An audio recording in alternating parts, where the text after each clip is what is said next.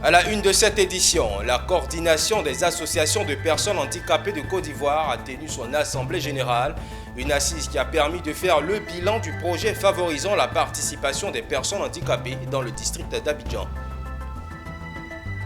C'est la rentrée 2024 pour le Fonds de développement de la formation professionnelle qui a présenté son capital humain avec ses programmes d'impact, présentation suivie par nos reporters.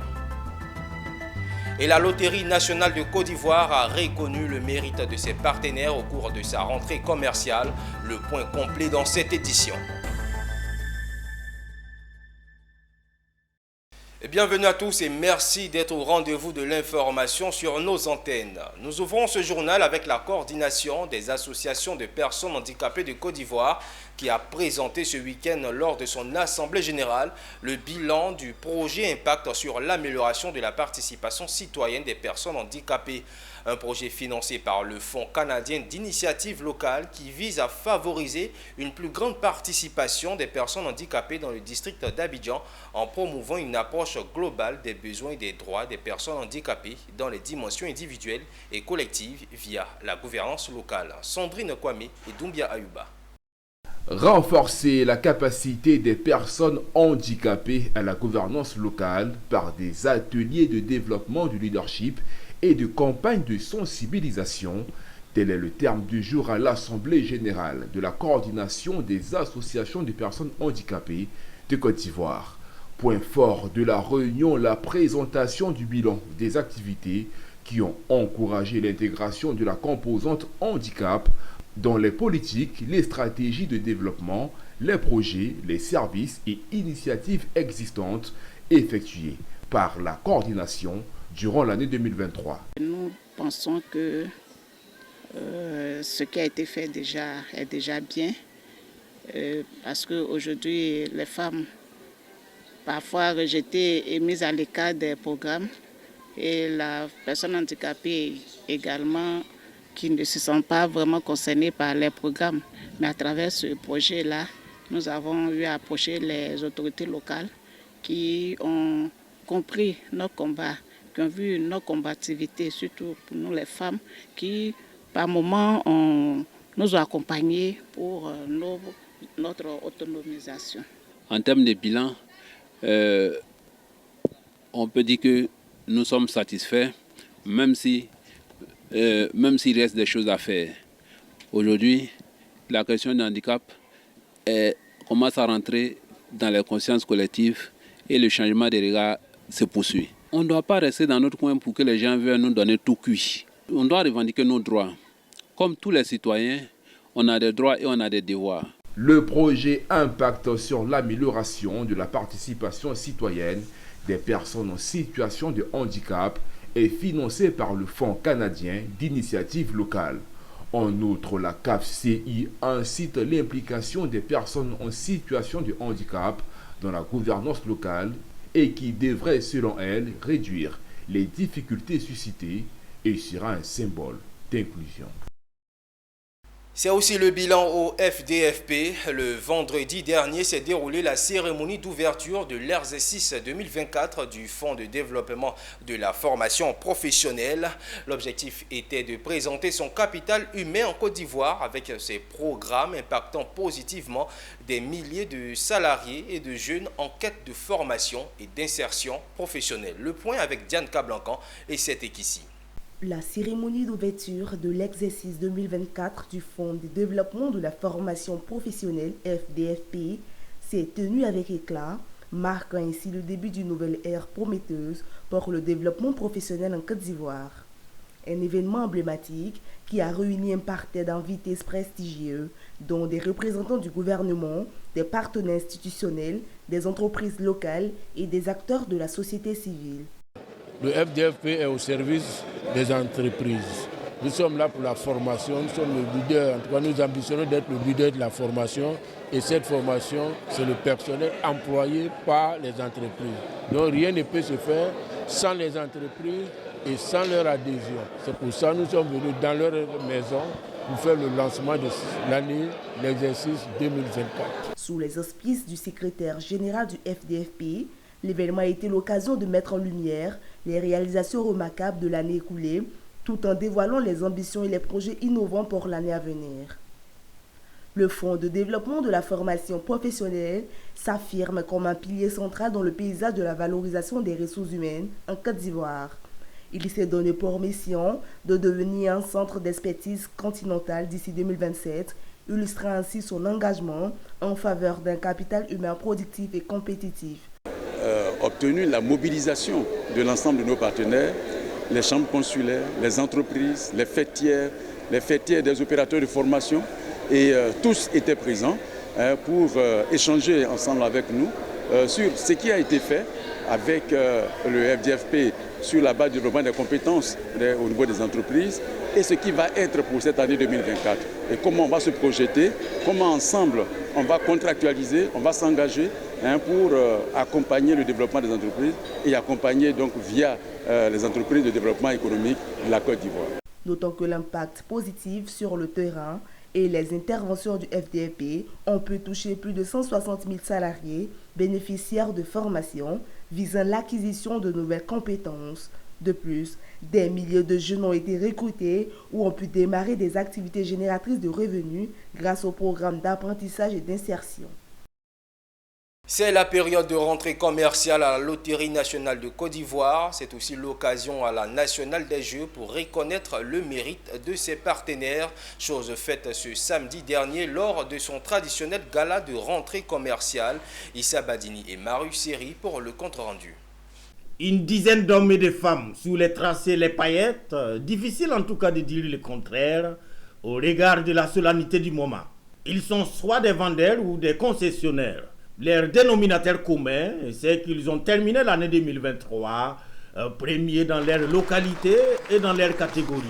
Ce qui leur vaut ces honneurs, ces trophées et ces smartphones. Je m'en réjouis d'avoir reçu, comment dirais-je, ce trophée qui couronne 28 ans de carrière à la LONASI. Et vraiment, c'est un honneur pour moi d'être récompensé.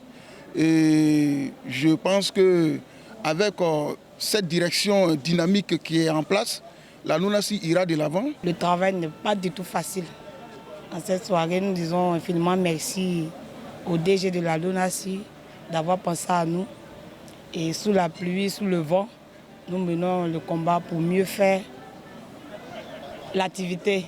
Des trophées et des téléphones, mais il faut un peu plus que ça pour atteindre l'objectif commercial de 545 milliards de francs CFA, comme l'a dit la direction générale de la LONASI. C'est du moins l'avis du président de la mutuelle des délégués des vendeurs qui invite les premiers responsables de la nationale des Jeux à jeter un coup d'œil dans le panier des doléances. 3 faits majeurs pourraient jouer contre la détermination des vendeurs à la recherche de ces chiffres. La vétusté des terminaux loto.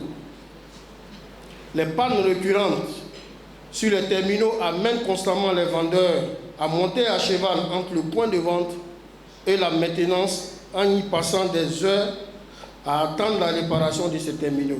Vos doléances sont nos préoccupations du moment, mais ce sont des dossiers qui sont sur la table du directeur général, répond le directeur des ventes et de la gestion des réseaux de l'entreprise.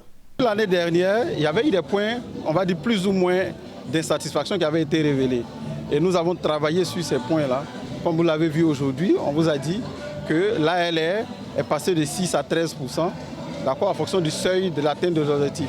Donc ces différents points-là sont pris en compte par la direction générale et nous les traitons au fur et à mesure. Il n'y avait pas que des trophées à cette occasion. Disons de la lumière et du repas, comme c'est le cas à chaque gala de rentrée commerciale.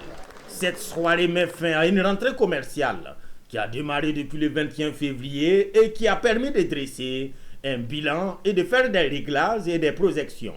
Des autres rentrées restent à célébrer. Yamoussoukro le 6 mars et San Pedro le 6 avril prochain. Et dans le registre agriculture, le projet renforcement de la société civile pour la durabilité et la bonne gouvernance de la filière cacao en Côte d'Ivoire tient un symposium sur le cacao durable en Côte d'Ivoire. Ce symposium s'inscrit dans le cadre des activités du projet de renforcement de la société civile pour la durabilité et la bonne gouvernance de la filière cacao en Côte d'Ivoire. Le point avec Fulgence Canon. Ce sont une cinquantaine d'acteurs du secteur de la cacaoculture présents au symposium sur le cacao durable en Côte d'Ivoire. Ces auditeurs sont entre autres des experts des organisations de producteurs et de la société civile ivoirienne et européenne. Ces acteurs réunis vont échanger des idées, des expertises et des solutions pour faire progresser la filière de manière responsable et durable. On ne peut pas ne pas faire du cacao. Il n'y a plus de forêt pour le cacao. Il faut bien qu'on fasse du cacao quelque part. Et nous estimons que les anciennes boucles peuvent être recolonisées si la science, si la recherche se mettent ensemble pour trouver des variétés qui sont plus résilientes au climat actuel, qui sont plus adaptées au sol, qui sont pauvres. Donc c'est possible si tout le monde s'y met. Un panel a permis aux participants de comprendre les enjeux cruciaux de la filière cacao tels que la situation économique difficile des producteurs, le travail des enfants et la déforestation. Nous, on a organisé en tant qu'ONG, parce qu'on est un consortium d'ONG qui mettons en œuvre un projet qui bénéficie de l'appui financier de l'Union européenne. Et on est un consortium de 6 ONG qui mettons en œuvre ce projet. Et justement, en mettant en place cette plateforme, c'était l'idée de créer un espace de discussion pour que la voix des producteurs soit entendue. Le symposium sur le cacao durable en Côte d'Ivoire vient contribuer à mettre en place un meilleur système de traçabilité appliqué à la filière cacao et lutter contre la déforestation, mais aussi les moyens pour améliorer les revenus des producteurs de cacao par l'octroi d'un revenu décent.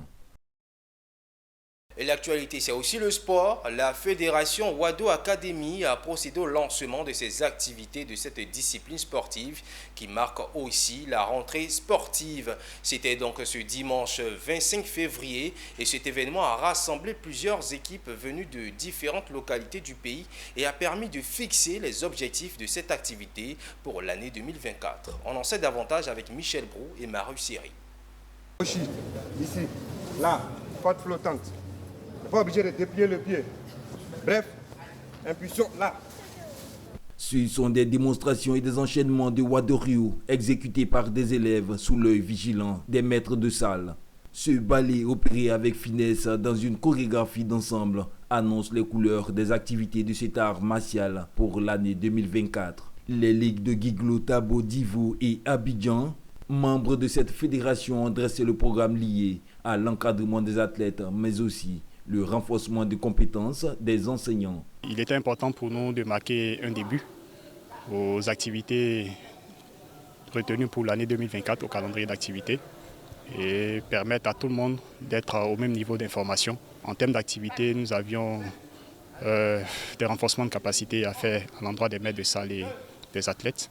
Il y a des confrontations sportives à organiser au niveau local des différentes ligues et au niveau national aussi pour permettre aux athlètes de pouvoir s'exprimer et faire montre de leurs compétences. La première des choses, c'est ta tête là. Si tu as eu qui est en danger, donc c'est ça, allez tu peux. En tout cas, je suis très satisfait parce que d'ailleurs, on remercie Dieu de nous avoir donné la santé pour être là. Et aussi, mes remerciements à l'endroit de toute l'équipe dirigeante, surtout Maître Lacroix qui a su tenir l'association, canaliser toutes ces énergies pour que nous soyons là aujourd'hui pour pouvoir faire la promotion. Le représentant de la direction du sport a encouragé l'initiative de la fédération à promouvoir le développement des jeunes et susciter leur intérêt pour ce sport. La volonté du directeur, c'est ce que le président est en train de faire maintenant. Motiver la jeunesse au sport. La cérémonie de lancement des activités de la Fédération Wadoryu Academy Côte d'Ivoire a réuni 4 ligues de l'intérieur du pays et d'Abidjan ainsi que 70 participants. Et prenons la direction de Boaké pour parler affaires. La Salomon Bessalim Business School a procédé le samedi dernier au lancement de la 3e promotion du campus de l'école des affaires de Boaké.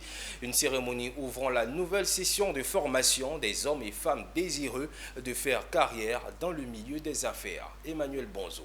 Depuis 2 ans à Bouaké, la Salomon Ben Salih Business School, SBBS, forme des hommes et femmes à la compréhension profonde du monde des affaires. Une expérience unique que la SBBS entend faire bénéficier cette année encore à une nouvelle promotion d'étudiants. Elle a donc procédé au lancement de la session 2024 du campus de Bouaké. Une cérémonie en présence du président de la SBBS et de ses plus proches collaborateurs qui ont édifié l'assistance venue nombreuse s'informer sur les offres de cette école des affaires. Depuis maintenant 3 ans que nous existons, nous sommes en train de remarquer que les mentalités ont évolué.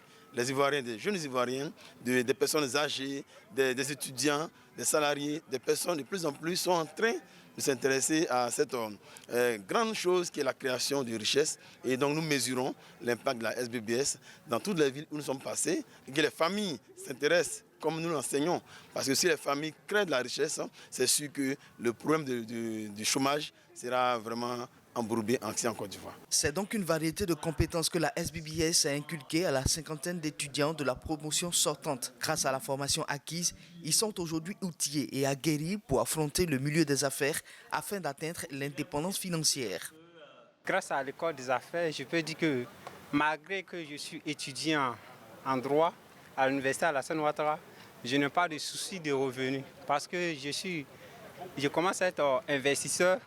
Et je suis dans une communauté des hommes d'affaires. Ce qui est intéressant pour moi, c'est qu'ils sont disposés à nous accompagner sur toute la chaîne. Déjà dans la formalisation de nos entreprises, l'équipement marketing qu'on doit nous donner pour que nous puissions vraiment savoir vendre nos produits et faire de l'argent. C'est vraiment quelque chose qui m'a vraiment touché et qui m'a vraiment marqué. La préformation m'a vraiment intéressée. Et suite à cela, je décide en tant qu'une jeune fille, une jeune dame, de pouvoir participer à cette formation pour mieux me cultiver. La Salomon Ben Salih Business School est une école des affaires formant en entrepreneuriat et en investissement. Son système de formation particulier allie théorie, pratique et accompagnement à la création de richesses. Pour la nouvelle session de formation, la rentrée est fixée au 9 mars 2024. Et rendons-nous dans le sud de la Côte d'Ivoire, précisément à San Pedro, où le ministère de l'économie, du plan et du développement en collaboration avec la Banque mondiale a procédé à la cérémonie de lancement officiel du recensement général des entreprises et établissements de Côte d'Ivoire. C'était en présence de la ministre de tutelle, Niale Kaba. C'est un projet possible grâce à l'État de Côte d'Ivoire et la Banque mondiale pour un montant de 5 milliards de francs CFA. Il s'agit de mettre à jour le répertoire statistique des entreprises de Côte d'Ivoire, et cela dans un système d'information géographique. Enrôler également les chefs d'unités informelles en vue de disposer d'une banque de données économiques et financières actualisée et exhaustive. Tels sont les objectifs de cette cérémonie. Je me réjouis que nous puissions lancer cette opération importante. Nous l'avons dit, c'est une opération qui va nous permettre de connaître tout le tissu des opérateurs économiques exerçant sur le territoire national. Les opérateurs du secteur formel que nous connaissons déjà plus ou moins, puisque nous avons, à travers donc les liasses fiscales, nous les connaissons, mais également les opérateurs du secteur informel. Nous avons une économie ivoirienne qui est dynamique, une économie que l'État veut amener à se professionnaliser davantage, une économie que l'État veut aider à faire mieux connaître du secteur bancaire pour être mieux accompagné. Et il est important que nous puissions recenser ces opérateurs, que nous puissions présenter leurs caractéristiques. Nous aurons une base de données géoréférencées et plus ils seront connus, plus l'État pourra développer des outils pour les accompagner. Il est bon de rappeler que ce sont plus de 3000 agents recenseurs formés qui seront déployés sur tout l'étendue du territoire national. En image à présent, les Émirats arabes unis vont investir 35 milliards de dollars dans des méga projets touristiques et urbains en Égypte, a annoncé le Premier ministre égyptien. La majorité de ces fonds seront destinés au développement de Ras El Hikma, une ville située sur la côte méditerranéenne à environ 350 km au nord-ouest du Caire, pour en faire une destination touristique mondiale. Selon le Premier ministre, les investissements émiratis permettront permettront également de résoudre la présence de 2 prix pour le dollar en référence au taux de change officiel de la livre égyptienne et à celui pratiqué sur le marché noir.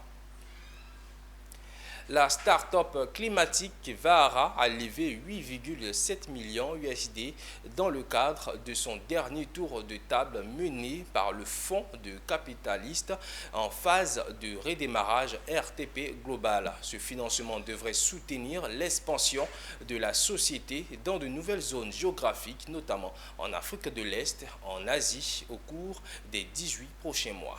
Et c'est sur cette information que nous refermons ce journal. Merci de votre aimable attention. Restez en notre compagnie. Le programme se poursuit sur Business 24 Africa.